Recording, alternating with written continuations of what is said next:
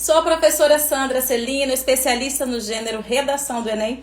E hoje estou aqui para conversar com vocês sobre o seguinte tema: muita informação sem direção gera confusão. Isso mesmo. Historicamente, nós falamos que estamos na era da informação. E aí, como que está a sua utilização das informações que têm chegado até você? Então hoje nós vamos discutir um pouquinho sobre isso. Discutir não, geralmente não há um diálogo, porque nem sempre as pessoas pedem para participar, mas muito obrigada a você que já está chegando, acenando, seja bem-vindo. Então eu quero a princípio falar um pouquinho sobre a diferença entre informação e conhecimento. Se vivemos na era da informação, historicamente aí iniciada a partir de 1950, um bom professor de história pode explicar isso aí. Então nós vivemos numa era aí tecnologicamente em que nós estamos nessa interatividade com as máquinas, muitos dados, muitas informações chegando até nós. E qual o sentido de informação e conhecimento? Falando nesse âmbito, né, de tecnologia, a informação ela vem a ser o quê? Tudo aquilo que alguém compila, vamos assim dizer, eu até anotei aqui para compartilhar, é um conhecimento que se torna público por meio de mídias sociais, por meio de jornais, pelos meios de comunicação existentes. Tá? Então a informação ela tem esse papel. Conhecimento que se tornou público. E o que vem a ser, então, o conhecimento? Então, para dizer que você tem o conhecimento de determinado assunto, esse conhecimento, ele precisa partir o quê? De pesquisas, de estudos, de leituras e principalmente de sua experiência. Então, você quando tem uma experiência sobre determinado assunto, então você pode falar com propriedade de causa, não é assim que a gente costuma dizer? Nossa, fulano ele conhece sobre aquele tema. Nossa, fulano ele é um estudioso daquela área, tá? Então, tudo isso porque você leu, você estudou, para que você depois transmitisse esse conhecimento ou aplicasse esse conhecimento. Então isso vem por meio das experiências. Tá, mas o que isso tem a ver então? Agora vamos prosseguir na nossa aula. Informação, conhecimento, eu já sei então diferenciar um do outro. E o que isso tem a ver então sobre estarmos nessa era de informação? Eu estava lendo alguns artigos para compartilhar com vocês. Obrigada, Tiago, passando aqui. Arquitetura, Fátima, sejam bem-vindos. São nomes novos aqui no meu perfil, que bom. Sejam bem-vindos vocês que estão me acompanhando também no YouTube, no Face. Hoje estamos transmitindo nas 3 mídias, pela primeira vez. Então, eu anotei aqui para compartilhar com vocês que algo interessante e também algumas experiências. É claro que nós só podemos falar daquilo que vivenciamos com propriedade. Quando a gente fala de era da informação, nós falamos que, eu não sei você que está aí acompanhando esse vídeo, você que vai assistir depois, qual a sua idade, mas no meu tempo, tá? Quando começou aquele auge de todo mundo ter o seu computador em casa para fazer suas pesquisas, lembro-me de que eu entrava na internet. E em quais horários que eu entrava? Geralmente depois da meia-noite. Porque nós tínhamos uma internet que nós chamamos de internet de escada. Não sei se alguns de vocês já passaram por isso, tá? Internet de escada. E tinha de desconectar o fio, né, do telefone, colocar o do computador e ficar esperando até que processasse para a gente poder usar. E a conta do telefone no final do mês, meu povo, a conta não vinha nada abaixo, né? E aí o que acontece? Eu lembro, só compartilhando uma questão aqui mais pessoal, que eu namorava, tá? E meu esposo estava na Bahia, né? Porque namorado. Então a gente ficava 2, 3 horas após a meia-noite, porque era o horário mais tranquilo pra gente conversar. E no final do mês a conta vinha enorme, né? Minha mãe reclamava e tal, mas era a única forma que tínhamos de conversar. A gente deixava ali, já agendado, tal dia, tal horário, porque também não podia ser todo dia. Então, no meu tempo, eu entrava na internet. Mas hoje, você, dependendo da sua idade, o meu filho de 14 anos, ele vive na internet. Às vezes nem sai, fica o dia todo aí conectado, não é verdade? Então, a minha geração entrava. A sua geração, dependendo da sua idade, já vive conectado. Então, são muitas informações que chegam, tá?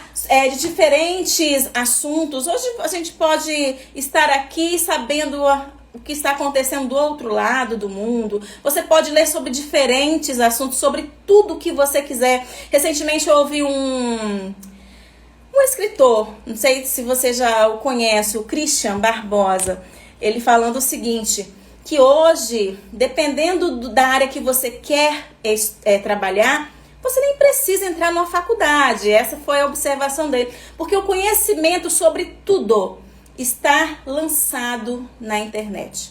Você só precisa ir ligando os pontos, né? Organizando, porque você vai encontrá-lo ali fatiado.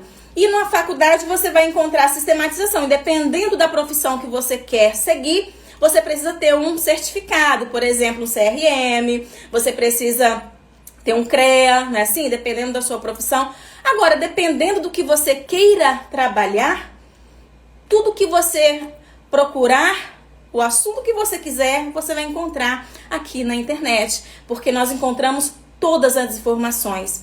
E dependendo da pessoa que vai em busca dessa informação, dependendo do que ele começa a ler, do que ele começa a ouvir, a assistir, esse excesso de informação, ele tem gerado um pouco de confusão, tá? Isso tem gerado confusão. E na hora que eu fiz a chamada para nossa live, eu até coloquei um questionamento. Você sabe o que é a síndrome de FOMO? Embora eu não seja psicóloga, eu sou professora, tá? Professora Sandra, professora de redação, mas eu andei lendo alguns artigos e eu confesso que eu desconhecia o termo. Claro que o contexto em si a gente sabe, mas o termo síndrome de FOMO em inglês, não sei inglês, mas eu anotei aqui, vou pronunciar para vocês. Fear of missing out, ou seja, medo de estar perdendo algo. A nossa geração, ela está a todo momento com a sensação de que se não estiver conectado, algo está ficando para trás. Deixou de ouvir, deixou de ver, deixou de tomar conhecimento. E isso acaba, infelizmente, acaba gerando no indivíduo o quê? Aquela ansiedade, a necessidade de estar a todo momento conectado. E essa necessidade, claro que também não é a minha praia, não é a minha área, mas nós temos aqui na rede muitos especialistas que falam de famílias que estão desestabilizadas, de problemas afetivos, de problemas conjugais, que são advindos, provenientes dessa necessidade de estar o tempo todo com um celular ou com um computador, um tablet, um notebook na mão e deixar de lado as pessoas do seu convívio. Então, por quê? Porque há uma necessidade de estar sabendo tudo que está acontecendo. E é interessante que hoje, quando a gente escuta professores ou cursinhos dando dicas de como estudar, uma das primeiras dicas que passam para os meninos é: desligue o celular ou coloque no silencioso, porque alunos, ele pode estar concentrado em algum segundo, mas se ouvir o som, a chamadinha de alguma mensagem chegando, ele desconcentra e a mão é automático, né? Já vai direto ali no celular para ver de quem é aquela mensagem, quem está tentando se comunicar. E isso acaba interferindo o quê? Na sua produção, na sua produtividade, e não adianta nada, você está conectado a muitos lugares, e eu falo isso por causa do meu filho. Às vezes eu falo: preste atenção, Matheus. Aí ele está lá: eu tô ouvindo, mãe, mas ele tá com o celular, com o livro do lado e um caderno, falo, você tá atento? Ele, não, eu tô conseguindo. Falei assim, e o foco? Como que é o aprendizado? Se ele está atento ao que está ouvindo, está com o livro aqui, volta e meia, passa um olho, né, numa página, e segundo ele, está estudando, segundo ele, está aprendendo. Então, a necessidade de estar atento a mais de uma coisa ao mesmo tempo. Só que isso, segundo estudiosos, é claro, até mesmo pela nossa lógica, tá? A gente acaba chegando a essa conclusão. Isso interfere no aprendizado, na sua produtividade. E eu anotei aqui, então, essa questão da síndrome de FOMO, essa necessidade de estar a todo momento recebendo informação ou sentindo que está ficando para trás, ou até mesmo essa síndrome, ela acarreta na pessoa a ansiedade, depressão, porque vem a comparação. Começa a olhar o que o outro está fazendo, para onde o outro está viajando, o tipo de alimento que o outro está ingerindo. E a comparação, ela não é legal em situação nenhuma, não é verdade? E nessa pandemia, segundo um artigo que eu estava lendo, acho que foi na UOL, falando assim, como que o número de pessoas com problemas psicossomáticos, com problemas mentais aumentou. Por quê? Esse número aumentou devido a estar conectado, essa necessidade de estar o tempo todo com o celular na mão, essa necessidade não só de usar para um entretenimento, mas para um trabalho, para o estudo, né? Os alunos que precisaram utilizar esse meio. E consta que na pandemia aumentou o número de pessoas ansiosas, número de pessoas depressivas, pessoas com a síndrome do FOMO. Síndrome com esse medo de estar ficando para trás por estar perdendo alguma informação. Principalmente muitas pessoas que também ficaram muito preocupadas com essa questão da Covid. Aí ouve um falando uma coisa, depois vem outro falando. E esse choque de informações, e fala em quem confiar, em quem acreditar. A vacina é boa, não é? Porcentagem é isso, porcentagem é aquilo. Então, muitas informações sem um direcionamento gera confusão. Tá, Sandra, mas aqui nós estamos num canal de redação, tá? O seu foco aqui eu sei que é redação, mas você tá falando de uma forma abrangente. Então, o que isso tem a ver com o meu aluno?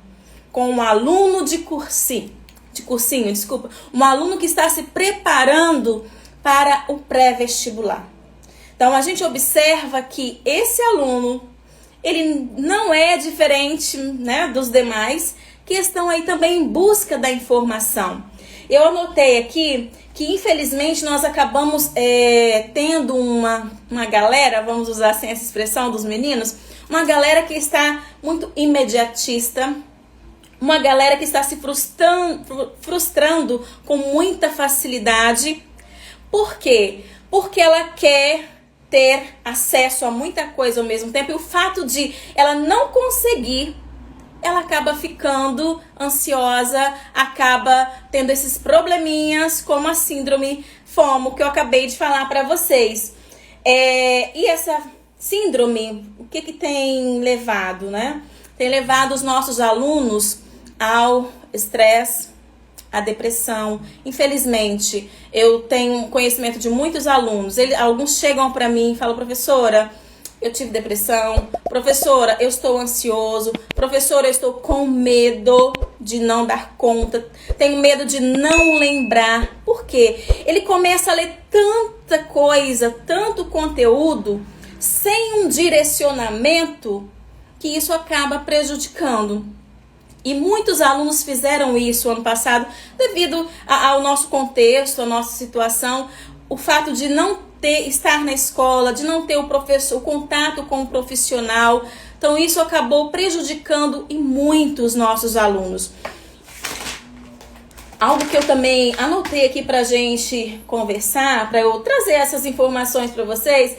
Então, qual é o perfil desse aluno que está com essa síndrome, ou qual é o perfil do aluno que está sem um direcionamento devido ao excesso de informação? É aquele aluno, geralmente, que já fez 2, 3, 4 anos de cursinho, ou aquele aluno que deixou de estudar, ou já parou, já concluiu o ensino médio há 2, 3 anos e quer retomar. Porque eu tenho muitos alunos que chegam, professora, eu parei de estudar há 10 anos. Professora, eu estou fora aí da sala de aula há 15 anos. Eu tenho casos assim que me procuram. E esses alunos, eles acreditam, pensam que quanto mais eles lerem, ou quanto mais aulas eles assistirem, eles irão relembrar, ou irão aprender. Só que quando ele vê aquele excesso de informação e que ele pega um exercício para fazer e não consegue realizar o exercício, aí esse aluno fica como? Fica decepcionado, fica frustrado, achando que não é para ele, tá? Querendo desanimar. Só que a gente sabe que se você tiver um direcionamento, se tiver alguém te instruindo, te apontando, ou até mesmo se você não tiver essa pessoa, mas se você tiver acesso a uma plataforma, a um canal que esteja auxiliando os alunos com alguma estratégia de estudo, isso vai te auxiliar. O que não pode é você ficar sozinho, como dizem, tateando no escuro, lendo de tudo, sobre tudo, sem um direcionamento, porque isso vai te causar confusão, sim. E essa questão de, quando eu comentei que tem alunos aí de 2, 3, 4 anos de cursinho, alunos que já deveriam estar comendo o quê? Aquele caldo de mocotó. Não sei se vocês já comeram caldo de mocotó, fala que tem sustância, não é assim? E esse aluno ainda está tateando aqui na internet, bebendo leite. Então, Sandra, que metáfora é essa? O que você quer dizer com isso? Então, a gente fala que o caldo de mocotó é aquele alimento mais forte. E o leitinho é mais para recém-nascido. Mas o aluno já está há 2, 3, 4 anos em cursinho e não consegue sair da mesma média, da mesma nota. Por que isso acontece? Geralmente, porque esse aluno não deveria estar se alimentando de quê? De resumos, só de apostila, só de lives. Chega um momento que você precisa ir na fonte, você precisa ir à fonte, usando aí a nossa gramática, né? O verbo ir é regido pela preposição a. Então você precisa ir à fonte. E qual é a fonte? É a teoria, é o livro teórico. Qual é o livro, qual é o autor, referência naquele assunto que você sabe que precisa estudar? Pegue um livro teórico. Tá? Então, se você já sabe que você tem essa autonomia de ler e entender, não fique só nos resumos, porque resumos não irão te ajudar da maneira que você precisa, se você já está há 2, 3, 4 anos de cursinho. Então, olha só, eu tenho alunos que eles chegam e às vezes estão cadastrados em 3 plataformas de ensino. Aí ele fica ouvindo o professor X, o professor Y, tem um corretor X, um corretor Y, e aí eles chegam para mim, às vezes, ansiosos, e assim, professora, o que você acha do meu texto? Geralmente, alunos que estão em 3, 4 plataformas, porque ele começa a ficar ansioso, ele acredita que quanto mais observações, pontuações ele tiver sobre o texto dele, ele irá melhorar. Só que eu, Sandra, quanto profissional, eu falo que isso é um ledo engano. Por quê? Se você pegar 10 professores de língua portuguesa, 10 professores de redação e colocá-los para analisar o seu texto, nenhuma análise virá igual. Nenhuma. E aí, o que acontece? Um irá te informar, olha, isso que você está usando não é legal.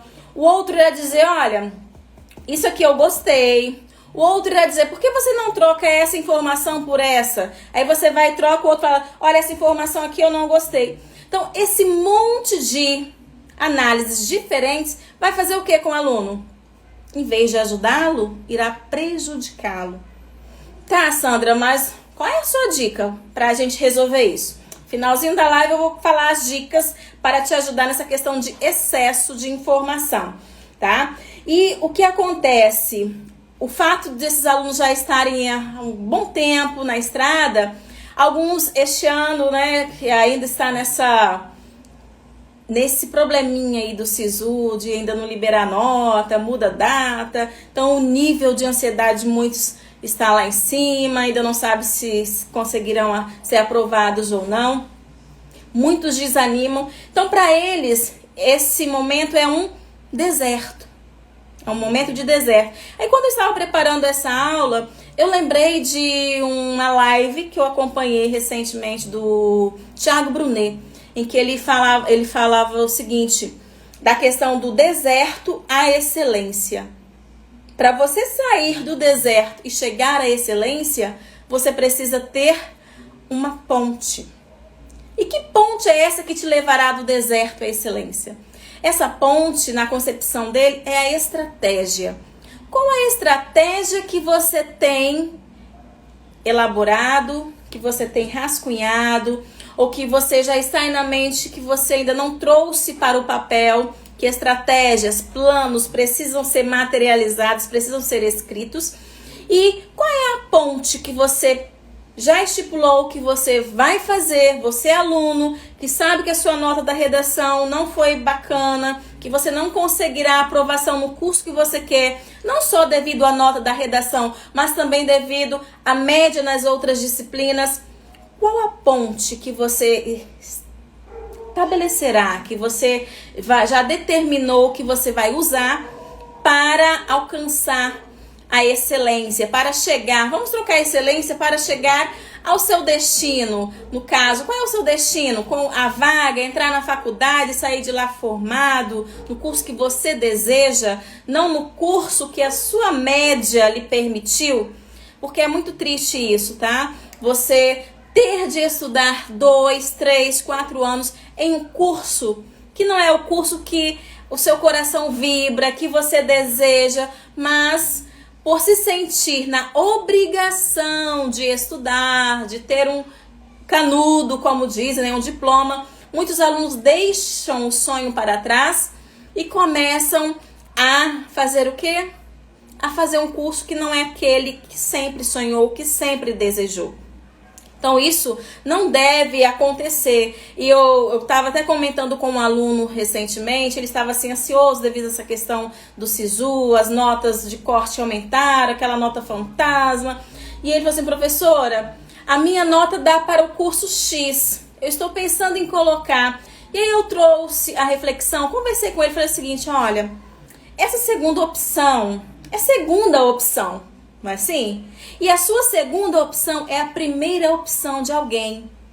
E se você colocar essa nota lá sabendo que você não vai estudar só para mostrar nas redes sociais, porque é isso que acontece, muitos alunos se sentem na obrigação de mostrar um resultado, já que ele passou o ano estudando, aí colocando post nos stories, no feed, estudando, ansioso, e quando vem o resultado, ele não tem o resultado que ele gostaria de apresentar, muitos alunos fazem o quê? Eles colocam a nota lá só para ter uma aprovação, para socialmente se apresentar.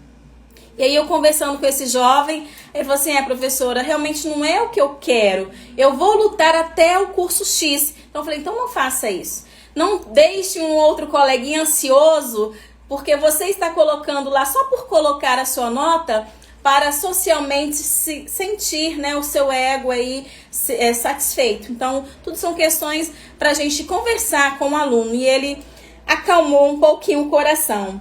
Então, essa questão entre o deserto e a excelência haverá sempre uma ponte. Então, após você já saber a nota, ou se você não conseguir aprovação este ano, qual a estratégia que você já está pensando que você irá seguir? Qual a estratégia que você já traçou e sabe que essa estratégia lhe permitirá alcançar a nota no curso que você deseja? E eu conversando aqui, e também conversando comigo mesmo, meus diálogos aqui, falei o que eu posso trazer mais para acrescentar aos nossos alunos sobre essa questão de muita informação sem um direcionamento.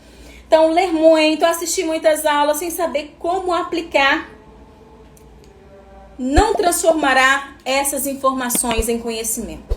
Então, para você transformar informação em conhecimento, você precisa parar, refletir e aplicar. Você tem que assimilar e aplicar essa informação. Aí sim, você irá mostrar que realmente agora você tem um conhecimento. Fez o exercício, entendeu?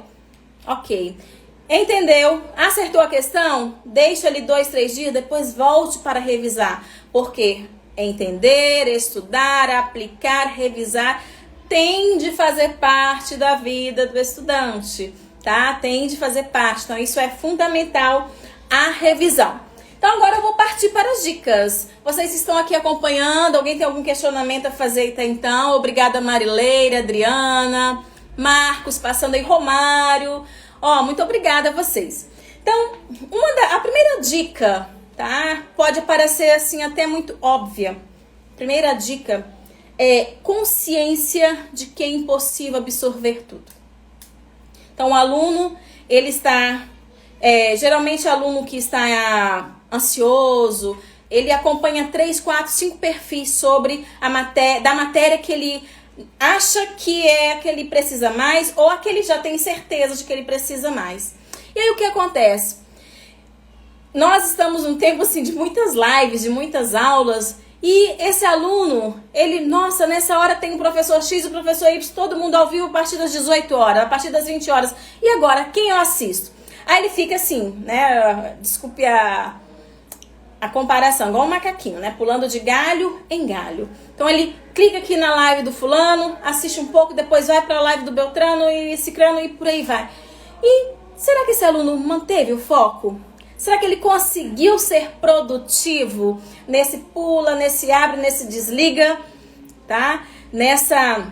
Nesse imediatismo, achando que nesses cliques, nessas mudanças de lives, ele vai absorver o que ele realmente precisa? Então, o aluno ele precisa ter consciência disso. Então, uma coisa que é fundamental, você, estudante, ou se não é o seu caso, estudante, mas você que está se preparando, estudante para um concurso, não seja para o Enem, mas você está estudando, precisa de determinado conteúdo, o que você tem de fazer? Você precisa ter em mente isso. Essa falsa sensação de produtividade não pode acontecer. Eu assisti hoje 4 lives sobre o assunto que eu mais precisava, fiz X anotações, tá? Você obteve a informação e depois dessa informação você aplicou, fez exercícios, realmente assimilou aquilo que estava sendo transmitido naquele momento? Então é fundamental você ficar atento a isso. A questão também de planejamento. Eu já fiz aqui no meu canal lives também sobre essa questão de foco, planejamento, rotina. É necessário você se autoconhecer, você ter essa rotina. Qual é o conteúdo que você mais tem dificuldade? É desse que você vai fugir? Claro que não. Se é nele que você tem mais dificuldade, então é nele que você precisa se aplicar. Qual é a matéria? Tá, talvez não seja só uma, sejam 2. Então, se você tem uma rotina, se você se organiza, você vai colocar, não, segunda-feira é a matéria X, terça-feira é a matéria Y. Depois de olhar a teoria, como eu falei, nada de ficar só em resumos, aquela questão do leitinho, não, preciso algo mais profundo. Leu a teoria, praticou o exercício, teve dúvida, assistiu um resumo, aí sim, você vai para o resumo. Depois de se aprofundar na teoria, não entendeu? Vai para o resumo, depois do resumo, volta, faz uma atividade, ainda teve dúvida, procura um profissional, converse com o professor. Talvez o direcionamento que falta esteja na voz de um professor, na pessoa de um professor, tá? Então, é necessário sim ter esse professor, esse alguém, esse mentor, essa pessoa para te orientar. Por isso que é fundamental, principalmente eu falo para a questão da redação. Quando o aluno ele chega para mim e fala, geralmente ele vem já de 3, 4 anos de cursinho, e a primeira coisa que eu pergunto, né? Eu chego para ele e falo assim, olha, fulano, vamos lá. Você realmente acredita que a professora Sandra pode te ajudar? Ela, claro, professora, eu acredito. Falei assim, você já está há 3 anos, há 4 anos em um curso. E o curso, às vezes, é o curso mais boladão, mais baladão. E aí você vem até mim. Então, aí o meu outro questionamento. Se a minha metodologia for contrária a metodologia daquele professor que você mais ama, que você mais gosta, você vai confiar em mim? Ainda vai continuar confiando em mim?